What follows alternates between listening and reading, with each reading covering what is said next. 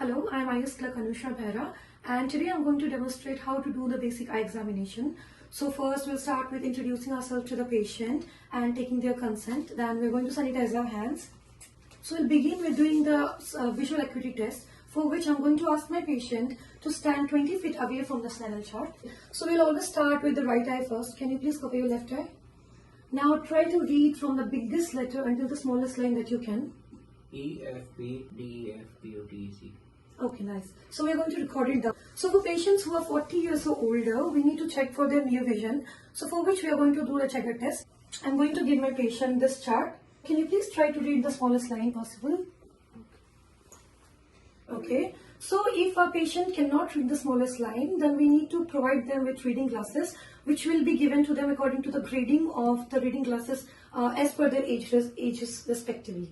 If the patient cannot read the letter E even at 1 foot distance, so we'll proceed on to do the counting finger test. So can you please cover your left eye? Okay, we're going to stand 5 feet away from the patient and move forward 1 foot at a time until the patient see our finger, and we have to make sure that we do it along the patient's visual axis. Please let me know if you can see my finger. Tell me. 1, 2, 5, 1. Okay, so if the patient cannot see the counting finger even at 1 foot distance, so the next step will be the hand movement test. So for that, I'm going to stand at 1 foot away from the patient's face, and then I'm going to move my hand and ask them to tell me if they can see it. Can you see my hand moving? Yes.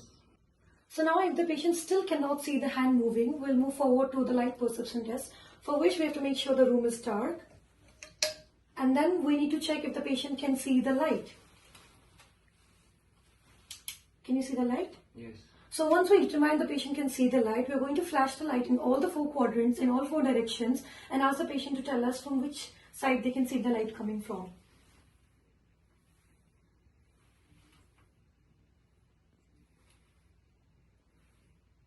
So now next we'll do the external eye exam, for which I'm going to see if there is any abnormalities, ptosis, redness, swelling or retraction of the eyelids. Then I'll see the cornea if there is any redness or swelling or discharge, and also I'm going to see the sclera if it is clear or hazy, and also the conjunctiva. So next we are going to do the pupil exam, for which we'll ask the patient to look at a distant object so as to avoid constriction due to accommodation. Here we are going to check the pupillary light reflex. So first in the light we are going to look at both the pupils, and as we can see here they both appear normal, equal and small in size. So now we'll do the direct and consensual light reaction, for which I'm going to shine the light upon the right eye and look the constriction in the right eye. And then again I'm going to shine the light upon the right eye, looking the constriction in the left eye. Okay, so after this we'll do the swinging light test, for which I'm going to take the light from one eye to the other eye, and then we have to look for the constriction in both the eyes. So as the light falls upon them, so both the pupils should constrict. So we're doing it to check for the optic nerve function. So next we'll be doing the extraocular muscle movement test, and can you please look at the tip of my finger and follow it as I make a H pattern.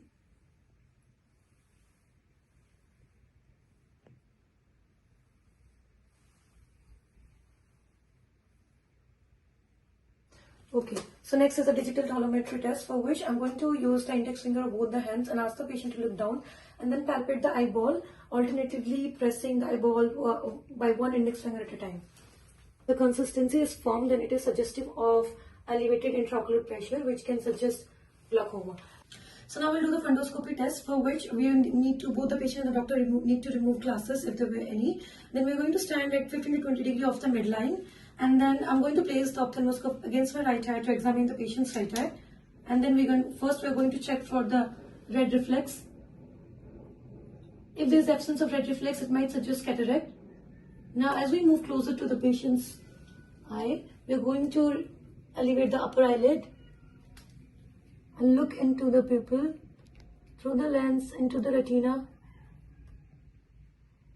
Can you look into the light?